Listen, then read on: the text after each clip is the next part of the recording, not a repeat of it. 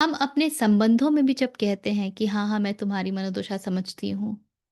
हाँ, मुझे पता है कि how are you feeling, what you would be going through. ये हमारा परसेप्शन है कि हमें लगता है कि हम समझ रहे हैं कि हमें सब कुछ समझ आ रहा है कि सामने वाले व्यक्ति की मनोभावना कैसी है वगैरह वगैरह। तो हम जो भोगते हैं वो हमारे भीतर उत्पन्न होता है। प्रकृति को कोई अर्थ नहीं है उससे। एक मोबाइल है, एक आईफोन है। वो आईफ़ोन को कैरी करके हमें बड़ा आनंद आता है कि I am the owner of iPhone. IPhone को कोई फ़र्क नहीं पड़ता। उसको तो ये भी नहीं पता कि अरे मैं आईफ़ोन हूँ, मुझे तो गौरवान्वित होना चाहिए। जो हमारे तीनों गुण हैं, कौन से गुण हमारे भीतर ज़्यादा हैं, कौन से गौण हैं, इस पर निर्भर करेगा किस प्रकार की वासनाएँ हमारे भीतर जन्म लेती हैं, किस तरह के डिज़ायर्स हमारे भीतर जन्म लेते हैं, कैसी इच्छाएँ हम रखते हैं।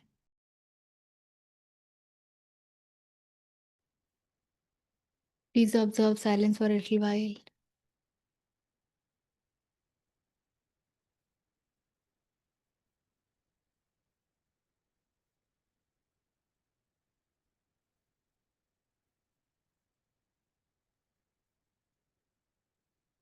Get centered, get grounded. May we be blessed with divine intervention.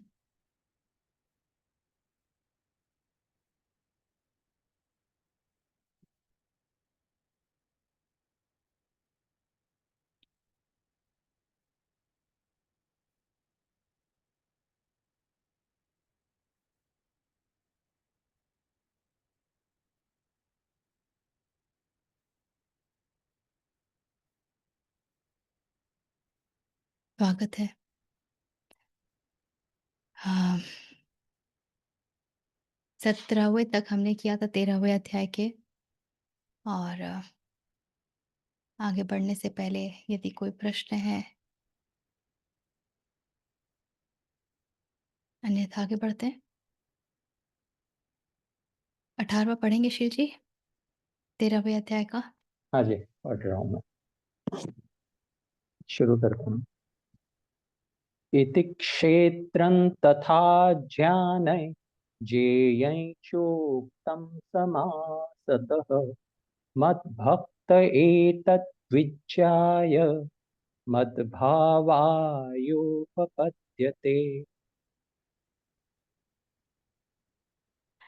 इति क्षेत्रम तथा ज्ञानम।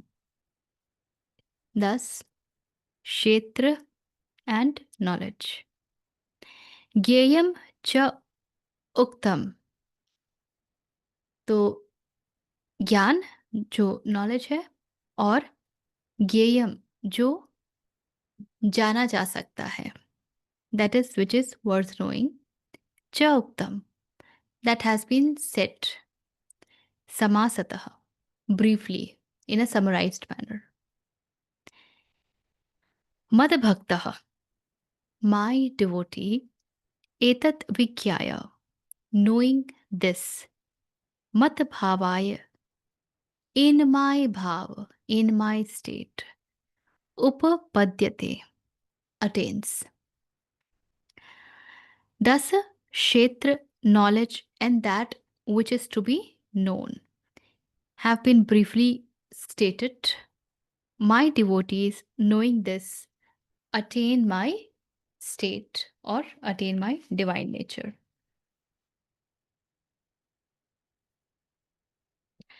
इस प्रकार क्षेत्र तथा ज्ञान और जानने योग्य परमात्मा का स्वरूप संक्षेप से कहा गया।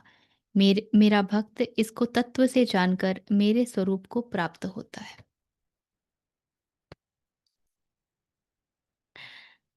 तो क्षेत्र क्या है, ज्ञान क्या है, इग्नोरेंस क्या है, इन सब के विषय में तो कृष्ण हमें पीछे बहुत कुछ बता चुके हैं। But when he says knowing this, इसे जानकर, तो इसे जानने का क्या अर्थ है? जानना माने क्या?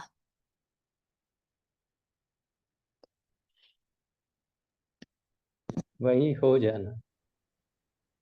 ठीक है।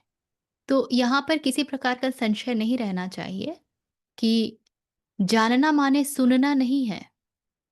जानना माने सिर्फ पाठ करना नहीं है। जाना तब जाता है जब व्यक्ति वही हो जाता है। There is no other way to know it. Everything else is a perception. मैं यदि कहूँ कि अब पारुल जी की बिल्ली हैं, वो घुमाती हैं और अगर वो ये क्लेम करें कि मैं उसे पूरी तरह समझती हूँ, तो ये उचित नहीं होगा। क्योंकि बिल्ली के भाव आप जो समझ रहे हैं, वो एक मनुष्य के ही तल पर समझ रहे हैं। बिल्ली हो जाना क्या होता है, ये तो बिल्ली होकर के ही जाना जा सकता है। बिल्ली की सोच क्या होती है, ये तो बिल्ली होकर के ही जाना जा सकता है। है ना पारुल जी? और या ये अ, जानवर एक सहज उदाहरण के रूप में हमारे सामने प्रस्तुत हो जाते हैं, लेकिन ये हर व्यक्ति विशेष के ऊपर भी लागू है। हम अपने संबंधों में भी जब कहते हैं कि हाँ, हाँ, मैं तुम्हारी मनोदशा समझती हूँ। हाँ, मुझे पता है कि how are you feeling, what you would be going through.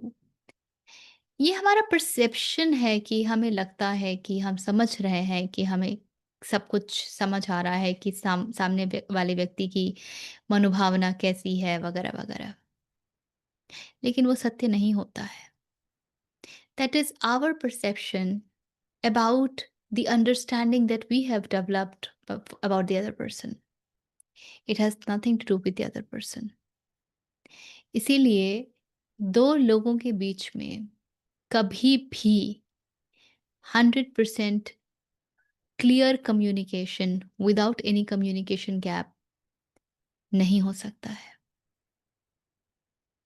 हम जब भी बातचीत करेंगे, वार्ता करेंगे, communication gap is inevitable. Communication gap सिर्फ एक स्थान पर नहीं होता है। जब बातचीत शब्दों, भावों के माध्यम से न होकर कम्युनियन में हो, there is a direct translation of what I am experiencing to the other और what they are experiencing to me. That's the only space. इसीलिए यदि ऐसे जानना कि वो कृष्ण के भाव को उपलब्ध हो जाते हैं, they attain the divine nature of Krishna, तो वो जानना कृष्ण हो जाने के ही समान है। क्योंकि जो डिवाइन नेचर है, जो सुप्रीम नेचर है, जो कृष्ण का कैरेक्टरिस्टिक है, जो सच्चित आनंद है, वो तो कोई भी होगा तो एक ही है ना। आपके लिए सच्चित आनंद एक और मेरे लिए कुछ और, ऐसा थोड़ी होता है।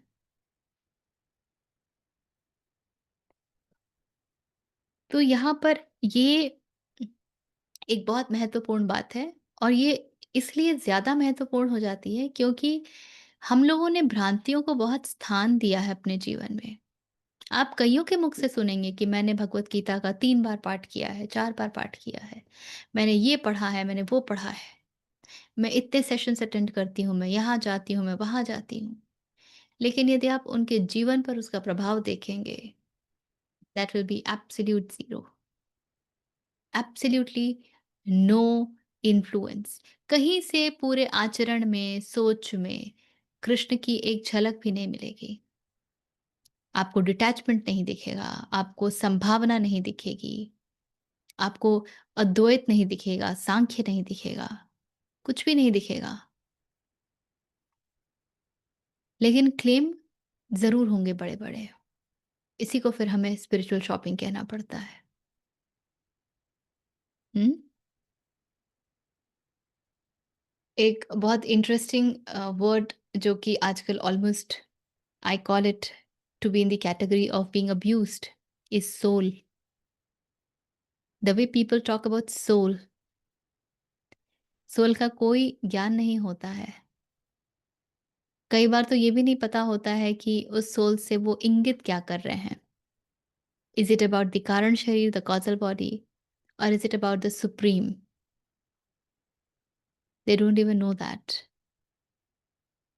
And they use the word like that of causal body but they try to indicate that we are talking about the Paramatma. Utter confusion. This is what happens when only one has studied via words and there has been no transformation, no, nothing has really,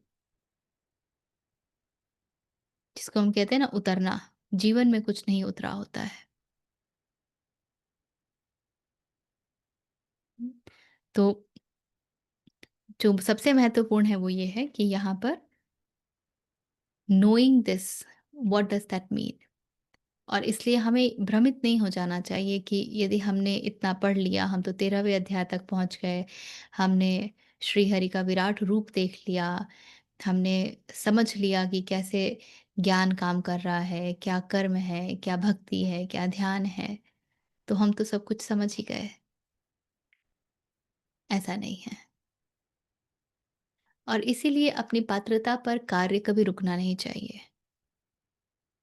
पात्रता पर कार्य नहीं रुकने के 2-3 अ, bullet points हैं। पहला, the detachment that you can live in. और detachment का अर्थ ये नहीं होता है कि आप बिल्कुल नीरस हो गए हैं। डिटैचमेंट का मतलब होता है you have come to a space of compassion wherein you see everything as one. So, the amount of detachment that has happened in you,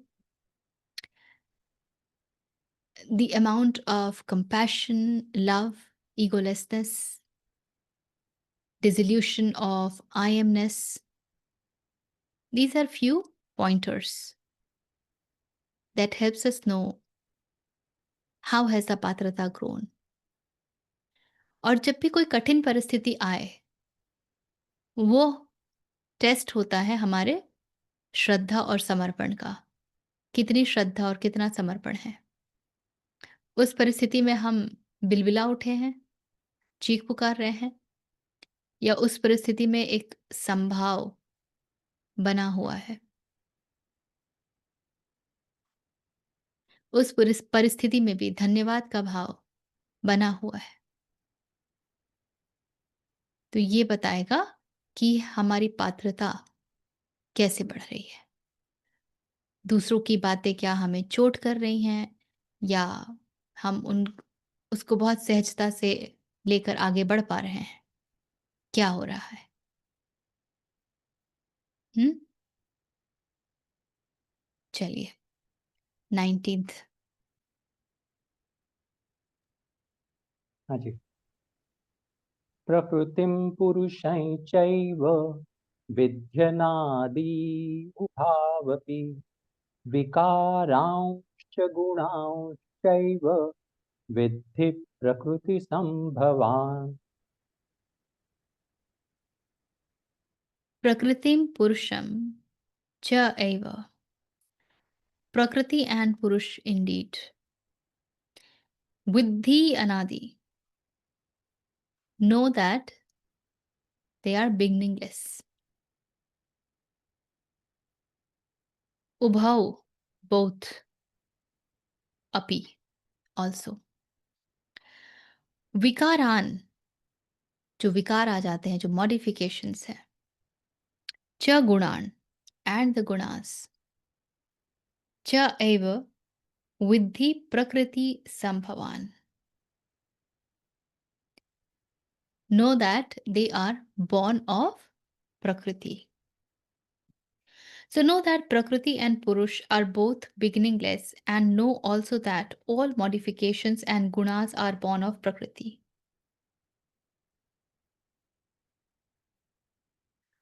हमारी जनरल समझ ये रहती है कि पुरुष तो सदा से है, अनादि है, किंतु प्रकृति वो अनादि नहीं है।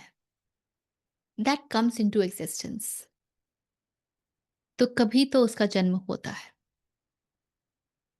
पर कृष्ण बड़ी मजेदार बात कह रहे हैं। वो कह रहे हैं कि प्रकृति और पुरुष दोनों ही अनादि हैं। तो ये कैसे संभव है? क्योंकि हम प्रकृति को अनादि नहीं मानते हैं, इसीलिए हमारी भाषा है क्रिएटर, क्रिएशन वगैरह की, ये क्रिएटर है जिसने क्रिएशन क्रिएट किया, वगैरह, वगैरह। प्रकृति शब्द का जो अर्थ है, आप इसको विच्छेद करेंगे तो आपको मिलेगा प्र और कृति। प्र एक उपसर्ग है जो किसी भी चीज़ को आरंभिक बना देती है, बिफोर दैट।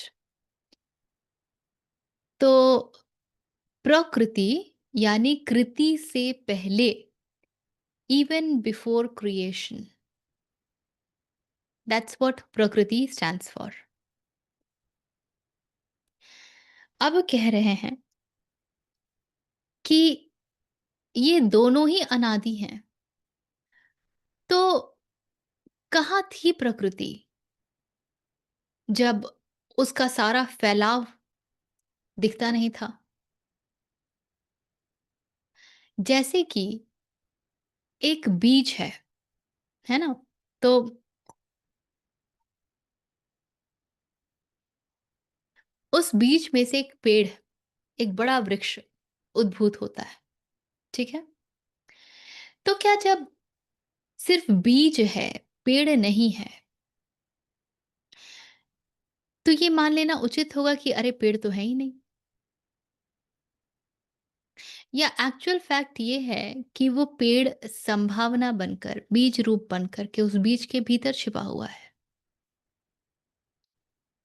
तो प्रकृति और एक जो शास्त्र हमें बहुत अच्छा उदाहरण देते हैं, सारे उपनिषद जिस उदाहरण को प्रयोग करते हैं, वो होता है मकड़ी और उसके जाल।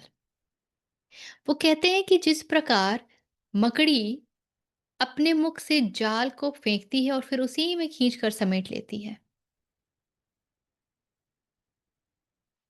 ठीक उसी प्रकार प्रकृति प्रकट होती है और फिर बीज रूप में पुरुष में समाहित हो जाती है।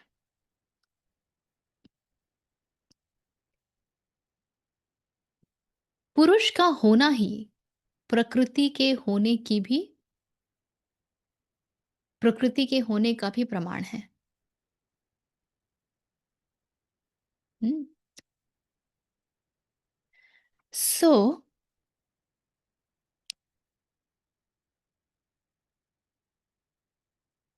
इसको और एक दृष्टि से देखेंगे तो हमें ये लगता है जरूर कि ये शरीर जो वो आता है और चला जाता है ना? पर क्या ये सच है? शरीर कहाँ से आता है? पंचभूत से आता है। तो पंचभूत तो शरीर के पहले भी थे और शरीर के बाद भी रहेंगे। तो एग्जैक्टली क्या शरीर खत्म हुआ या सिर्फ उसका ट्रांसफॉर्मेशन हुआ? तो शरीर कब से था पता नहीं, इन डिफरेंट फॉर्म। जैसे energy can nether be created not destroyed, only their form changes. So the energy was since when no one knows. But in a specific form, it comes and it goes. तो हम प्रकट होंगे, हम हमारा जन्म होगा, पर हम जो इस शरीर के माध्यम से प्रकट हो रहे हैं, इस शरीर के माध्यम से जन्म ले रहे हैं, इस शरीर का जन्म नहीं हुआ है। शरीर का तो ट्रांसफॉर्मेशन मात्र चल रहा है। हवा पानी सब कुछ खा पी करके वो एक छोटा सा शरीर इतना बड़ा होता है, वापस धीरे धीरे उसी में मिल जाता है। So we cannot really claim that the body has got destroyed or body got created. But what we can say about it is that the body has got kind of created or manifested by the change of form. तो इसी प्रकार प्रकृति अनादि है। प्रकृति अनादि है। और कहते हैं कृष्ण कि know that all the modifications and gunas are born in प्रकृति। ये जितने रजस तमस और सत्व के खेल हैं, ये तीनों गुणों के जो खेल हैं, ये सब प्रकृति से ही आते हैं और प्रकृति में ही मिल जाते हैं। So all the modifications when प्रकृति के भीतर ये तीनों जो गुण हैं, ये बिल्कुल बैलेंस में होते हैं, तो प्रकृति मैनिफेस्टेड फॉर्म में हमें नहीं दिखती है। The moment there is change in this balance of sattva, rajas, and tamas, then महत और बुद्धि takes birth। तो ये तीनों जो गुण हैं, ये सब प्रकृति से ही आते हैं। ठीक है? इसमें कुछ और है?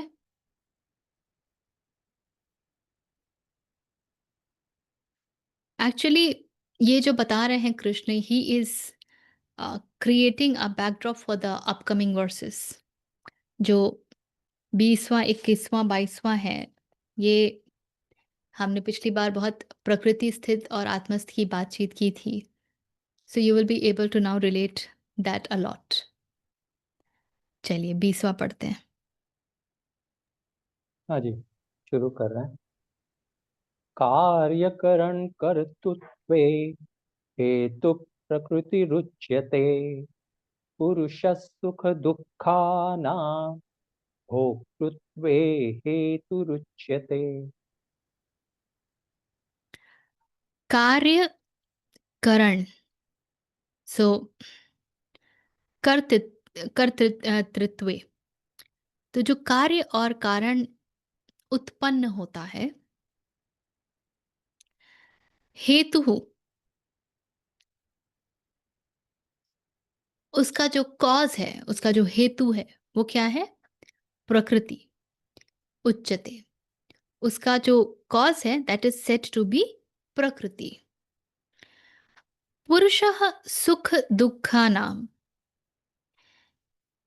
Pen and pleasure of Purush, भोक्तृत्वे, उसको भोगने का हेतु। ओके, पुरुषः सुख दुःखा नाम, सुख दुख जो पेन एंड प्लेजर है, उसको भोगने का हेतु या कारण इज सेट टू बी, उच्चते means is set to be पुरुष।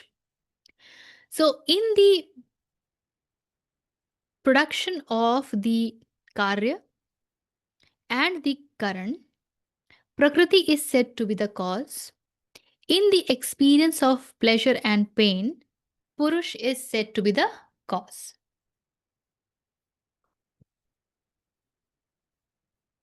कार्य और करण को उत्पन्न करने में हेतु प्रकृति कही जाती है, और जीवात्मा सुख दुखों के भोक्तापन में अर्थात भोगने में हेतु, अच्छा, जीवात्मा सुख दुखों के भोक्तापन में अर्थात भोगने में हेतु कहा जाता है। तो कार्य किनको कहा जाता है? कार्य कहा जाता है पंचभूतों को और उन पंचभूतों की तन्मात्राओं को, उनको कार्य कहा जाता है। और करण माने उपकरण, दैट इज योर पंच इंद्रिया, पंच कर्मेंद्रिया एंड मन बुद्धि अहंकार। तो कहते हैं कृष्ण कि इन सब का कारण, इन सब का कॉज इज प्रकृति। So it's Prakriti from which all the Panchabhut and Tanmatra and मन बुद्धि अहंकार पंचेंद्रिया कर्मेंद्रिया comes।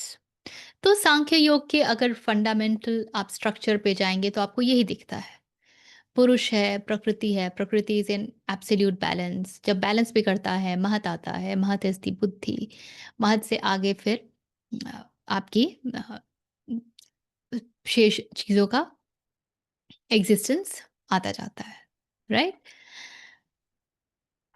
But what is more important is in the experience of pain and pleasure, Purush is said to be the cause. तो पुरुष को थोड़ा-सा अच्छे से समझना पड़ेगा। There is there's one Purush that we call as consciousness. But who is this पुरुष जो सुख और दुख को भोगने का कारण बनता है? जिसके विषय में कृष्ण कह रहे हैं। That's why we always say that you must study any scripture in the context. Anything without context will not give us clarification. It will only create confusion. तो पुरुष शब्द का अर्थ क्या है? जैसे प्रकृति इज़ कृति से पहले पुरुष का क्या अर्थ है? Anybody?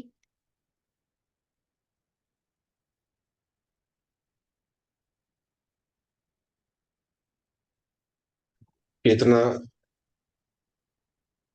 Okay. Chetna is correct, but let's decode the meaning of the word. पुरुष शब्द का अर्थ होता है स्थान, लोकेलिटी। जैसे हम कहते हैं ना कानपुर, जौनपुर। सो पुर शब्द is the it indicates the space, the place, and the central, the one which is centered in it is the ush. So purush is पुर के मध्य में जो स्थापित है, उसको पुरुष कहते हैं। हम्म। तो पुर के मध्य में चेतना तो स्थापित हो सकती है कि जहां कहीं भी है, चेतना is shining. But then this चेतना also gets projected in various ways, and one of the projection of it is the jivatma projection. One of the projection is its jivatma projection. जब कॉन्शियसनेस एक जीव के रूप में हमें प्रदर्शित होता है, तो इस क्षण हम सब इंटेलेक्चुअली तो जानते हैं, टेक्निकली तो जानते हैं कि हम सब आत्मन हैं, परंतु क्या हम में से किसी का भी ये अनुभव है कि हम आत्मन हैं? हमारा पूरा पूरा अनुभव है कि हम जीवात्मा है। आत्मा से हमारा कोई लेना देना नहीं। आत्मन के बारे में हम सुनते हैं, बड़ा अच्छा लगता है, किंतु हमारा पूर्ण अनुभव सुख दुख का है, द्वैत का है, संभाव का तो नहीं है, अद्वैत का तो नहीं है, डिटैचमेंट का तो नहीं है। तो इस पूरे फैलाव में, इस पूरे प्रकृति में ये सेंटर्ड तो है, but the one who experiences, then what is the kind of experience one is going through? जैसे कि ये घर है। हम्म। हम घर बनाते हैं और हमें लगता है कि मेरा घर है। घर प्रकृति का एक एग्जाम्पल है। It has something that has come up in the prakriti, you made with whatever is available in the prakriti. Does the house ever claims कि मैं तुम्हारा हूं, तुम मेरे मालिक हो, तुम मेरे निवासी हो? क्या घर को फर्क भी पड़ता है कि उसमें रह कौन रहा है? एक फूल है प्रकृति में उत्पन्न, उसके पास कौन आ करके उसका रसास्वादन कर रहा है, उसके सुगंध को एन्जॉय कर रहा है? क्या फूल को इस बात से ज़रा भी फ़र्क पड़ता है? तो प्रकृति इन सर्टेन वे निष्पक्ष होती है। इसीलिए प्रकृति में सुख-दुःख का अनुभव नहीं होता है। इसीलिए प्रकृति में सुख-दुःख का अनुभव नहीं होता है। तो प्रकृति निष्पक्ष है, ब्लैक एंड व्हाइट।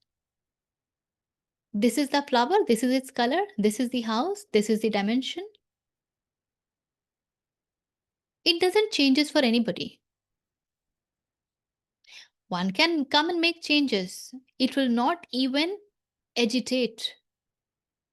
कोई आकर के कुछ परिवर्तन करता है, फूल को उखाड़ लेता है, तो फूल किसी प्रकार का विरोध भी प्रदर्शित नहीं करता है। आप घर में पुताई-पुताई करवा दें, फर्नीचर ले आएँ, ले जाएँ, कुछ भी कर लें, घर का कोई विरोध नहीं है। वो किसी प्रकार से अवरोध नहीं पैदा करता है। And so is everything in this Prakriti. So we may feel that, oh, I am the owner of this house. पर इस घर को कोई फर्क नहीं पड़ता। इस घर को कोई फर्क नहीं पड़ता है। तो प्रकृति सरल है, ब्लैक एंड व्हाइट है, निष्पक्ष है, उसकी कोई ओपिनियंस नहीं है। बट पुरुष, उसका एक फेस ये भी है कि वो ब्लैक एंड व्हाइट नहीं है, वो कलर्ड है, उसके ओपिनियंस हैं। और ये सब क्यों होता है? क्योंकि उसके पास एक क्वालिटी है, एक गुणवत्ता है, और वो है कि वो अटैच हो सकता है। It can attach itself to anything it wants.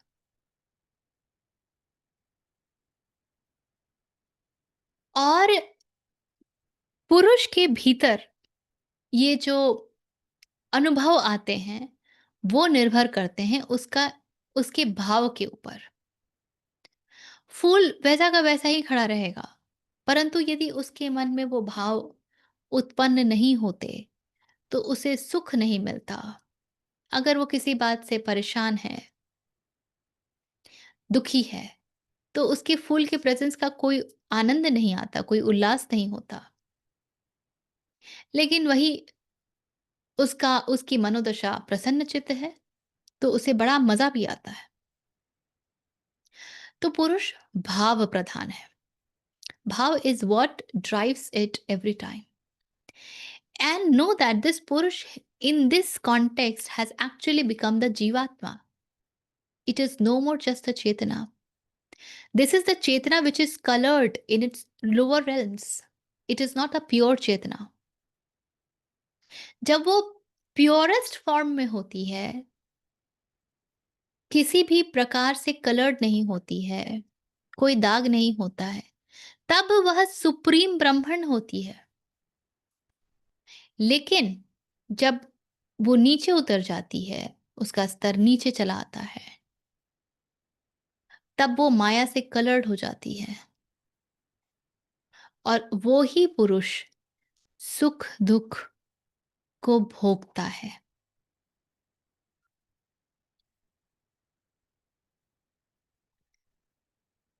तो हम जो भोगते हैं, वो हमारे भीतर उत्पन्न होता है। प्रकृति को कोई अर्थ नहीं है उससे। एक मोबाइल है, एक आईफोन है। वो आईफोन को कैरी करके हमें बड़ा आनंद आता है कि I am the owner of iPhone. IPhone को कोई फ़र्क नहीं पड़ता। उसको तो ये भी नहीं पता कि अरे मैं आईफोन हूँ, मुझे तो गौरवान्वित होना चाहिए।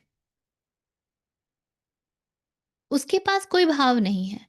वो किसी बहुत अमीर व्यक्ति के हाथ में हो, सो कॉल्ड, या सो कॉल्ड किसी गरीब के हाथ में हो, it will function in the same way. It doesn't changes it's way of functioning. तो इसीलिए सारे सुख-दुख हमारे भीतर की उत्पत्ति हैं। हम किस भाव से कुछ भी देख रहे हैं, कुछ भी जान रहे हैं, कुछ भी समझ रहे हैं।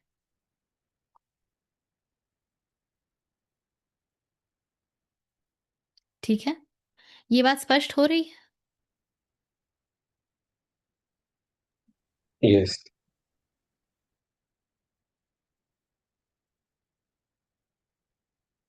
शील जी? हाँ जी, ऋचा जी। चलिए ठीक है। तो फिर 21वां पढ़ते हैं। हाँ जी, पढ़ रहे हैं।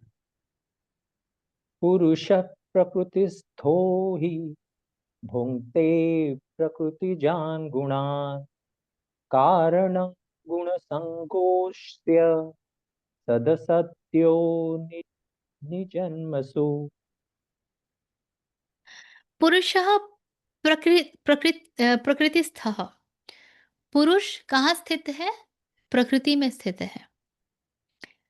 ही इंडीड भुनक्ते प्रकृतिजान गुणान। भुनक्ते experiences. What does it experiences? Gunan, which is Prakritijan. The gunas which is born of Prakriti. Karanam guna sanga.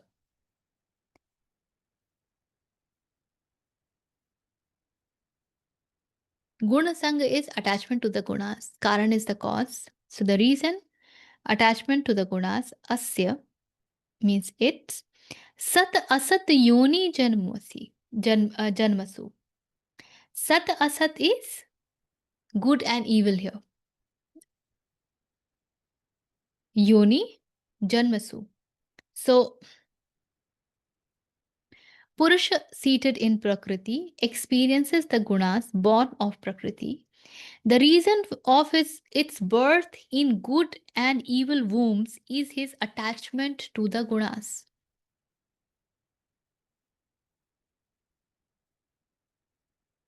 प्रकृति में स्थित ही पुरुष प्रकृति से उत्पन्न त्रिगुणात्मक पदार्थों को भोगता है और इन गुणों का संग ही इस जीवात्मा के अच्छी बुरी योनियों में जन्म लेने का कारण है।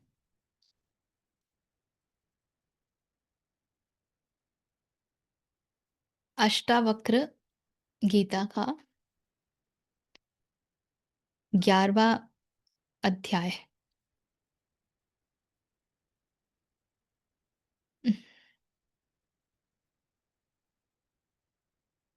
सॉरी, 11वां अध्याय, पहला अध्याय 11वां वर्ष।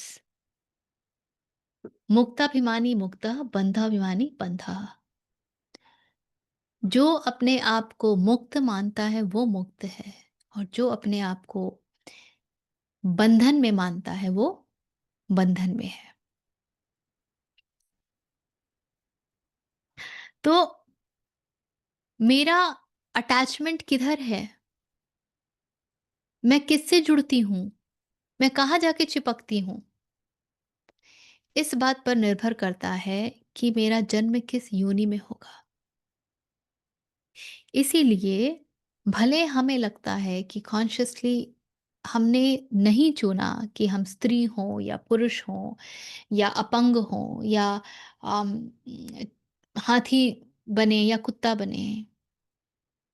एक्चुअली हम ही ने चुना होता है। एक्चुअली हम ही ने चुना होता है। ठीक वैसे जैसे हम कहते हैं ना कि एग्जाम में अगर अच्छे नंबर चाहिए तो पढ़ना पड़ेगा।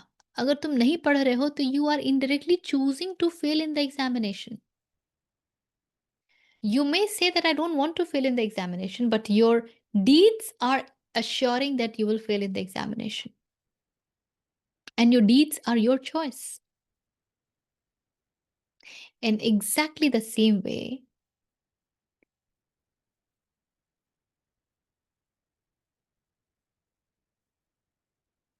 हम अपनी योनियों को चुनते हैं। अब क्या कह रहे हैं? कह रहे हैं कृष्ण की पुरुष प्रकृति से में स्थित है, यानी पुरुष प्रकृति के साथ संबंध स्थापित करता है। और यहाँ पे पुरुष से अर्थ चैतन्य आत्मा नहीं है, यहाँ पे पुरुष से अर्थ जीवात्मा है। हुँ?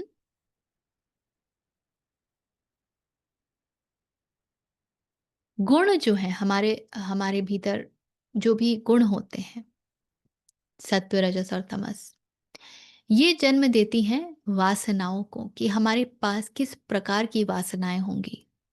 What kind of desires we will have. अगर सत्व गुण ज़्यादा है, तो हम प्योरिटी की तरफ जाएँगे, हम अध्यात्म की तरफ जाएँगे। अगर रजस ज़्यादा है, तो हमारे भीतर डिज़ायर्स बहुत होंगे, संसार में हम बहुत कुछ अटेन करना चाहेंगे, हम चाहेंगे गो गेटर की प्रवृत्ति हमारे भीतर बहुत ज़्यादा होगी, हम चाहेंगे कि हमारा नाम हो, हम यहाँ पे एस्टैब्लिश हो जाएँ, वगैरह-वगैरह। तो इट्स मोर वर्ल्डली। और अगर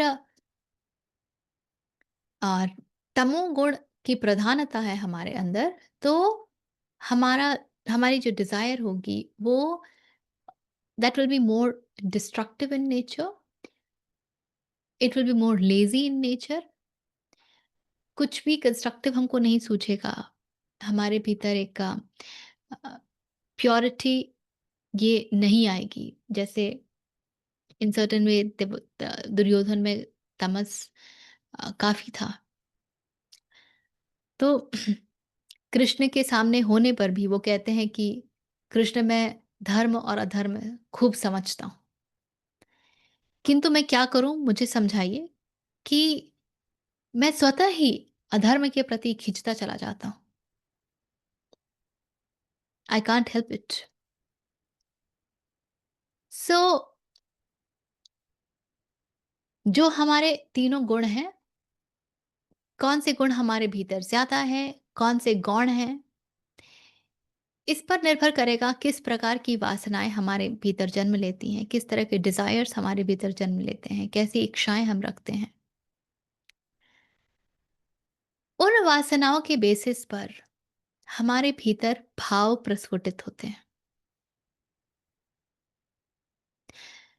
अगर मेरी वासना सत्व से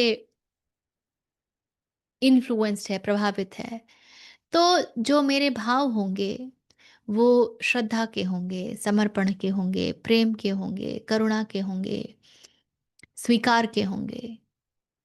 यदि मेरे मेरे भीतर रजस की प्रचुरता है, रजस ही अधिक है, तो मेरे भाव में कंपटीशन बहुत होगा, बड़ी प्रतिस्पर्धा होगी, जेलसी होगा, क्रोध होगा, ऑल दीज़, डर भी होगा। और अगर मेरे भीतर तमस की अधिकता है, तो मेरे भाव कैसे होंगे? आई वुड वांट टू मैं सबको हानि पहुंचाना चाहूंगी। I would want to destroy things. तो जैसी वासना, वैसे भाव उत्पन्न होते हैं। और जैसे हमारे भाव उत्पन्न होते हैं, ठीक उसी प्रकार का हमारा अनुभव होता है। यदि हमारे भीतर भाव हैं प्रेम के, सद्भावना के, श्रद्धा के, तो हमारा अनुभव कैसा होगा? प्रीतिपूर्ण होगा, सुंदर होगा, सहज होगा, सेंटर्ड होगा, आनंद से भरा हुआ होगा। हमारी यदि भावना है प्रतिस्पर्धा की, ईर्ष्या की, द्वेष की, तो हमारे अनुभव में क्या आएगा? हमारे अनुभव में चिंता आएगी, हमारे अनुभव में स्ट्रेस आएगा, हमारे अनुभव में एक खींचातानी कॉन्फ्लिक्ट हमेशा बना रहेगा, हमारे अनुभव में डर होगा। और यदि मेरे भीतर तमस की अधिकता है, तो मेरा जो संसार में अनुभव होगा वो बहुत there will be a feeling of nothing is right. ये मुझे नहीं चाहिए। एंड और सुकून मिलेगा जब कोई भी चीज को अ, जैसे रावण थे, मार काट मचाया, राक्षस प्रवृत्ति जो होती है, तो मजा आता है। So taking pleasure in destroying others, अकारण ही सही। तो जैसे हमारे भाव होंगे, वैसा हमारा अनुभव होगा। और यही अनुभव, इसके पीछे कृष्ण बता रहे थे कि हमारे सुख दुख का कारण होता है। अब इसके आगे कहते हैं कृष्ण कि ये जो हमारे अनुभव होते हैं, जो कि गुणों के कारण जन्म लेते हैं, ये कारण होते हैं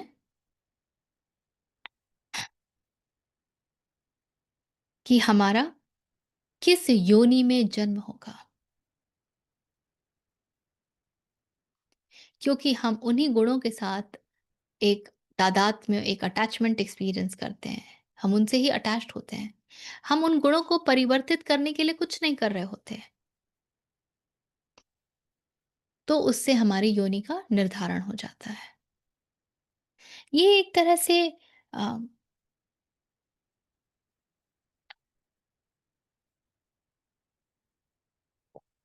कृष्ण की चुनौती है। बता रहे हैं कि भाई तुम्हारे भीतर एक गुण की प्रधानता होगी जो जन्म के द्वारा आई है। जिस योनि में तुमने जन्म लिया है, जो तुमने चूज़ किया था और चूज़ करने के कारण हैं कई, वहाँ अभी हम नहीं जाएँगे।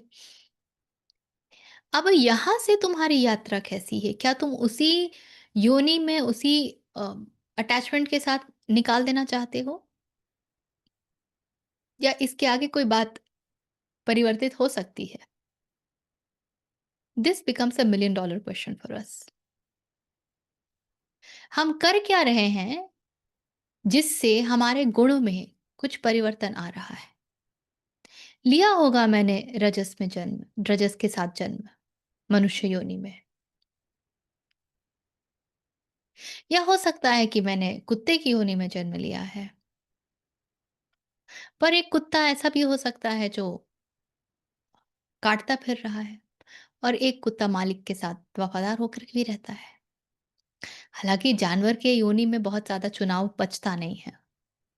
It's more accidental, it's more uh, based on what you have brought as your destiny. पर मनुष्य के केस में तो बहुत चुनाव बचते हैं।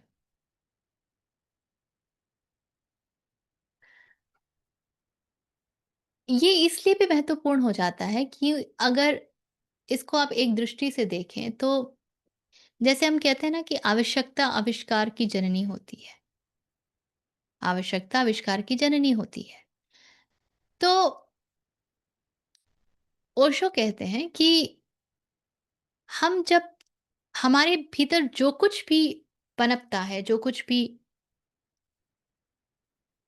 और वो बहुत ही is regressing into why a human has even 5 senses. वो कहते हैं कि इसलिए मेरे पास हमारे पास आँख नहीं है क्योंकि हमारे पास आँख है और हम देख पाएँ। हमारे पास आँख इसलिए है क्योंकि हमारे भीतर देखने की वासना छुपी है। यदि देखने की वासना नहीं होती तो हमारे पास आँख नहीं होते। और इसको आप जानवरों में और सरलता से महसूस कर सकते हैं। प्रकृति की के द्वारा दिए गए पूरे इसमें एक अम, आवश्यकता है कि एक जिराफ की गर्दन लंबी हो क्योंकि उस वो जहाँ रहता है जिस फ्लोरा फाउना में रहता है वहाँ ऊंचे पेड़ ज़्यादा हैं और ऊंचे पत्ते खा सके तो उसे ऊंची गर्दन चाहिए।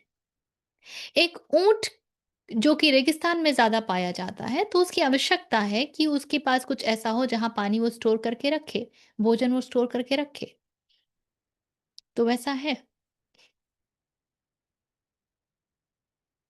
तो मनुष्य में भी जो कुछ भी है, वो इसलिए है क्योंकि somewhere man desired to have that.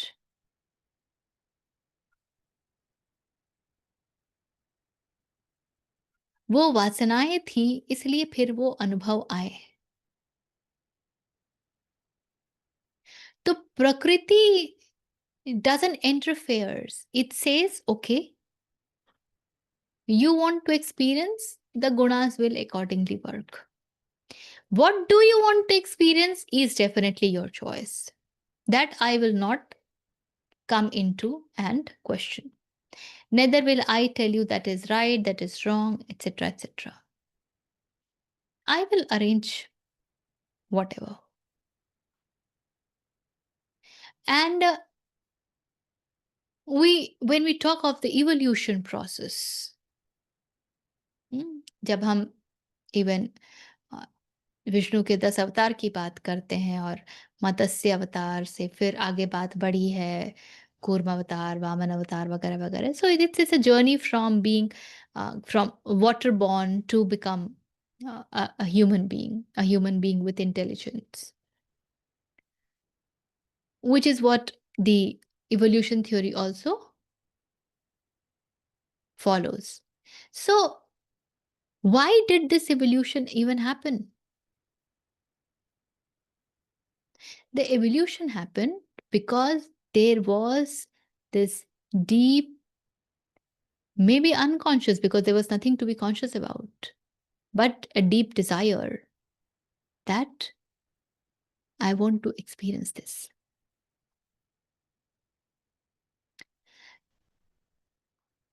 I don't remember where was I listening or reading this, but कहते हैं कि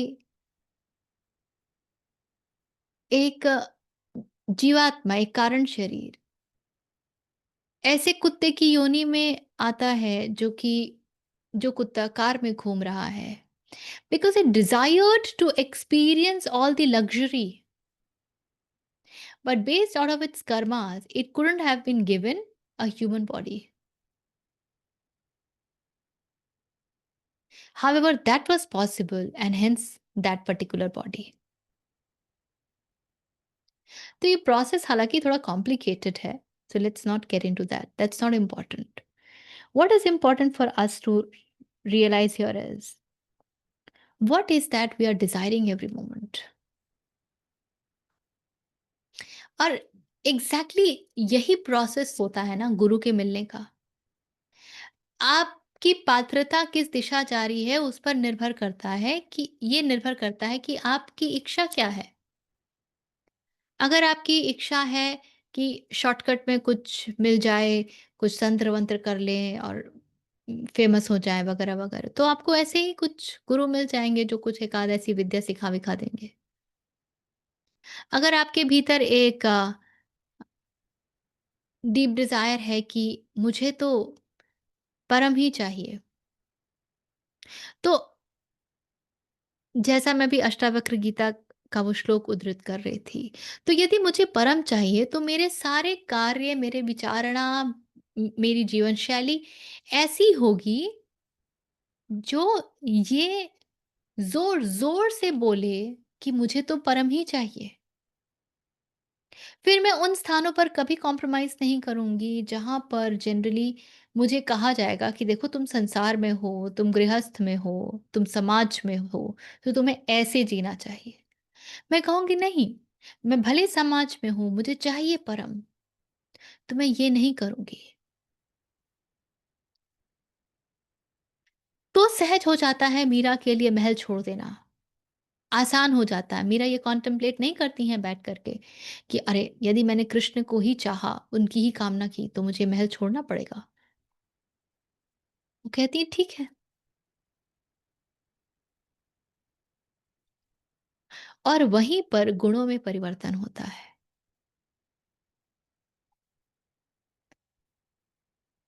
So what is that we are desiring at the deepest level? Not at a shallow level कि हम बोलें कि नहीं-नहीं मुझे परम ही चाहिए, बट अभी तो पूरा जीवन संसार के इर्द-गिर्द घूम रहा है। चलो भई शॉपिंग करके आते हैं, चलो मूवी देख के आते हैं, चलो अच्छा खाना बनाते हैं, चलो होटल में जाते हैं, चलो वेकेशन पे जाते हैं। ये परम को चाहने के लक्षण नहीं है। तो हमारी पात्रता में अ, इतना बल होता है, इतनी पावर होती है कि वो हमारे जो फंडामेंटल गुण हैं जिनसे हम चालित हो रहे हैं, उसको परिवर्तित कर दे।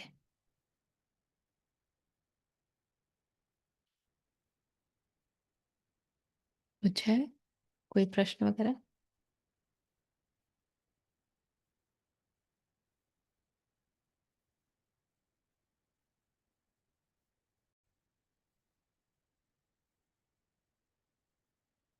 22वां पढ़ेंगे।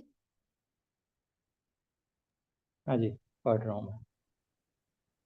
उपद्रष्टानुमन्ता च भर्ता भोक्ता महेश्वरः परमात्मेति चाप्युक्तो देहेऽस्मिन् पुरुषः परः।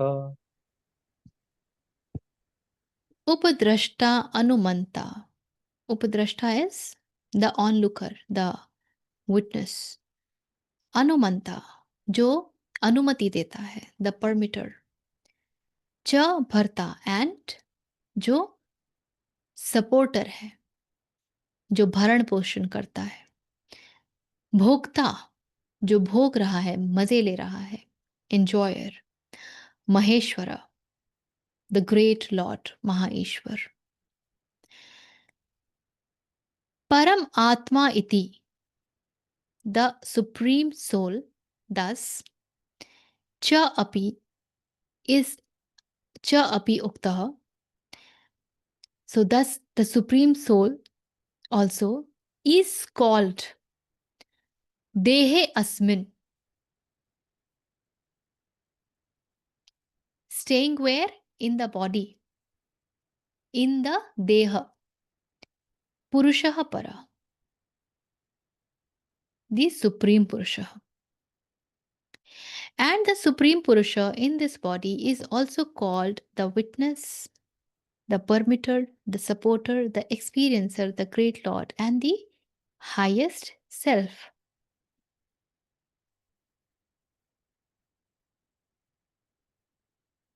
इस देह में स्थित यह आत्मा वास्तव में परमात्मा ही है। वह साक्षी होने से उपदृष्टा और यथार्थ सम्मति देने वाला होने से अनुमंता, सबका धारण पोषण करने वाला होने से भर्ता, जीव रूप से भोक्ता, ब्रह्मा आदि का भी स्वामी होने से महेश्वर और शुद्ध सच्चिदानंद घन होने से परमात्मा, ऐसा कहा गया है।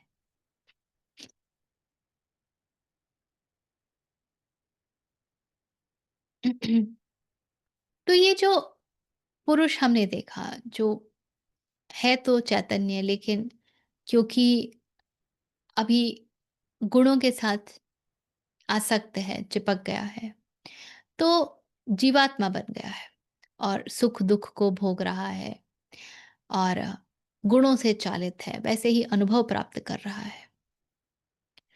उस पुरुष की बहुत सी स्थितियां हैं। ये पुरुष वो एंटिटी है जो प्रकृति के फैलाव में स्थित है। वो चाहे तो उस पूरे फैलाव से प्रभावित हो सकता है, वो चाहे तो उस फैलाव से पूर्ण रूप से अप्रभावित भी रह सकता है। जैसे ही वो उससे प्रभावित होना चुनता है, वैसे ही वो जीवात्मा की कैटेगरी में स्लिप डाउन हो जाता है। ठीक उसी उसी क्षण उसके भीतर गुण प्रभावशाली हो जाते हैं। वो अपनी वासनाओं द्वारा चालित होने लगता है और इसलिए उसके अनुभव वैसे होते हैं। और जैसा उसका अनुभव होता है, उसी प्रकार उसकी वासनाएं फिर से बनती हैं, क्योंकि अनुभव अगर अच्छा नहीं है, तो उसकी वासनाएं उसे उसी प्रकार विचारणा में डालेंगी। वो उल्टा ही पुल्टा सोचेगा और फिर अपने गुणों को और स्ट्रेंथन करेगा, उनको और पुख्ता करेगा। फिर वो गुण और बढ़ चढ़ करके वासना उत्पन्न करेंगी और ये एक वृत्ति की तरह विशियस साइकिल चलता रहेगा। लेकिन यही पुरुष जब उस प्रकृति से प्रभावित नहीं होना चुनता है,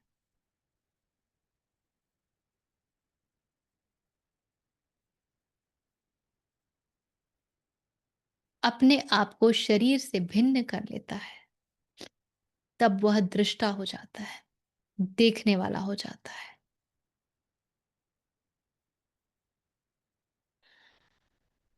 सम्मति देने वाला परमिटर हो जाता है।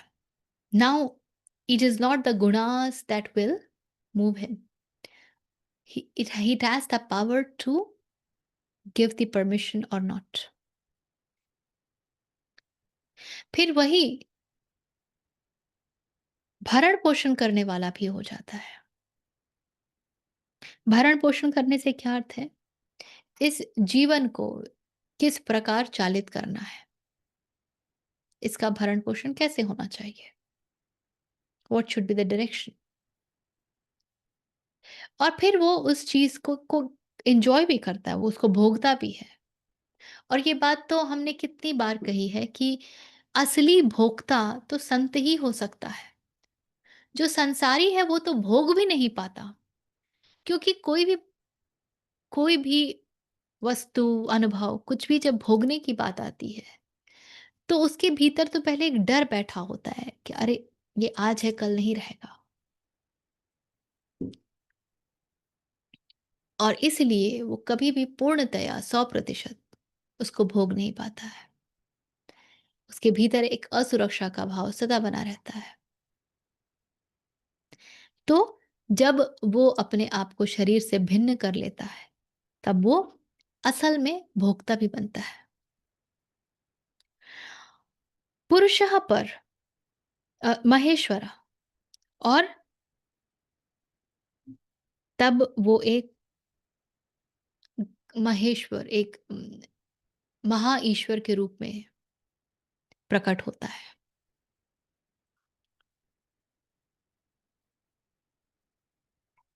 और तभी देहे अस्मिन् पुरुषः परः भी वो उस रूप में भी वो दिखता है। So the whole point is, शरीर में बैठे हुए जब तक ये प्रकृति को ही सत्य मान लिया है कि भाई मेरा अस्तित्व तो प्रकृति से ही है, तो अनुभव बिल्कुल वैसे होंगे। और यदि अपने आप को भिन्न मान सकें, तो अनुभव में परिवर्तन भी आएगा। अब जितनी सरलता से कृष्ण कह रहे, उतनी सरलता से ये सब होते नहीं हैं, क्योंकि हम जन्म जीवात्मा के रूप में लेते हैं। और जब हमारे पास बुद्धि नहीं होती है, होश नहीं होता है, हम निर्भर होते हैं, तो हमारा पूरा अनुभव एक जीवात्मा के रूप में होता है। वही समय होता है जब हमारी कंडीशनिंग हो जाती है, हम संस्कारित हो जाते हैं। और जैसे ही हम संस्कारित होते हैं, हमारे भीतर जीवात्मा होने की भावना और प्रगाढ़ हो जाती है, हमारी पूरी दृष्टि जीवात्मा की दृष्टि हो जाती है। ऐसे क्षणों में कृष्ण का ये वक्तव्य हमारे लिए एक नई दिशा का बिगुल है। ये बता रहा है कि देखो, तुमने जो आज तक अपने आप को समझ लिया है, जैसे जाना है कि यही तुम्हारा सत्य है, इसके आगे भी बहुत कुछ है। तो यहाँ रुकना मत, इसको ही सच मान करके ठहर मत जाना।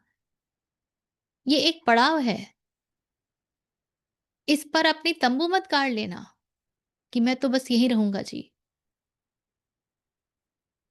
इसको छोड़ने की तैयारी करो। इससे जितना चिपके हुए हो, उस गोंद को हटाने की तैयारी करो। क्योंकि उसको जब हटाओगे, यात्रा में आगे बढ़ोगे, तो ये जो जीवात्मा रूपी तुमने संस्कार ढोए हैं, इनको धीरे धीरे खाली करोगे, तो तुम्हें कुछ और का भी पता चलेगा। हम्म? तो ये हमारे लिए एक तरह का, पूरी गीता में तो एक ही बात कह रहे हैं प्रदीप जी, इतने अलग अलग तरह से कह रहे हैं। सांख्य पुनः हमारे सामने आया है क्षेत्र और क्षेत्रज्ञ के रूप में। इसीलिए गीता इतनी होलसम डॉक्यूमेंट है या शास्त्र है। यहाँ पर सिर्फ एक भाव की प्रधानता नहीं है। आपको जितने मार्ग संभव हैं, गीता आपके सामने सब रख देती है। और जब सब मार्गों का समझ आ जाता है, तो बड़ा सरल हो जाता है ये जानना कि मेरे लिए कौन-सा मार्ग आरंभ का मार्ग हो सकता है। मैं किस मार्ग से चलना शुरू करूँ? अंततो गत्वा सभी मार्ग जाके मिल ही जाएँगे, लेकिन आरंभ कहाँ से होना चाहिए? Which path will be easier for me?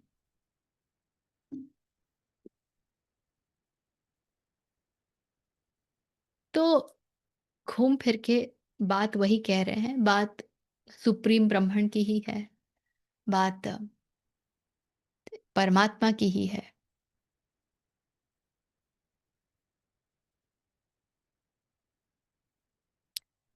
लेकिन क्योंकि हम परमात्मा तक नहीं पहुँचे हैं, अभी हमारा चैतन्य उस रूप से जगा नहीं है। अभी हम बहुत लोअर कॉन्शसनेस में जीते हैं।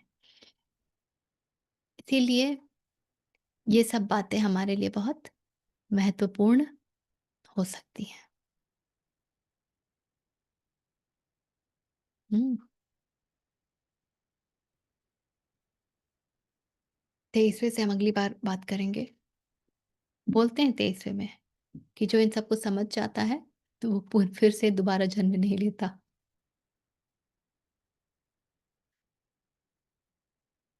तो समझा रहे हैं कि देखो तुम्हारे पास एक पूरा स्कोप है, यूज़ इट।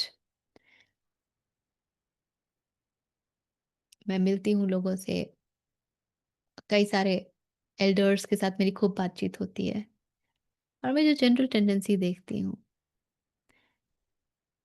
कइयों को मैं बिल्कुल वहीं रुका हुआ पाती हूँ। अब हो गया इस जीवन में जो होना था। अब अगले जन्म में देखेंगे, कुछ अगले जन्म में भी करने को छोड़ दो।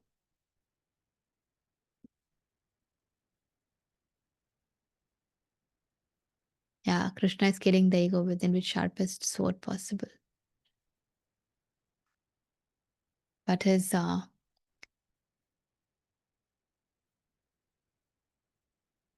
हम इतने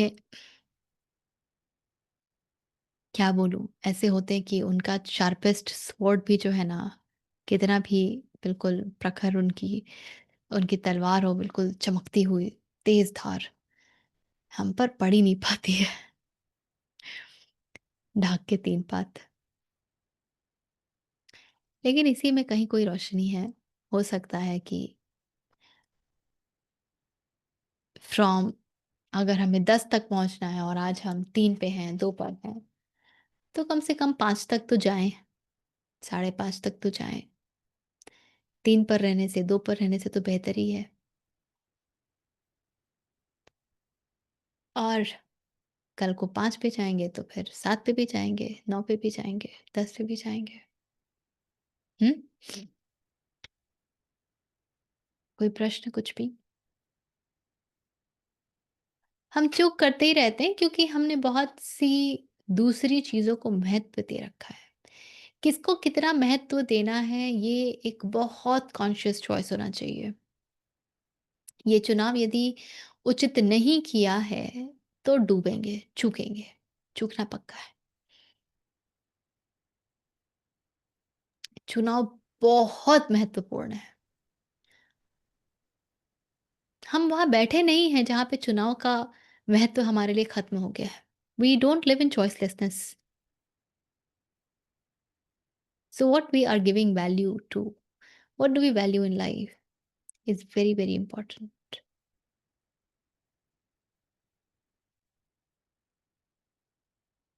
ठीक है? चलिए,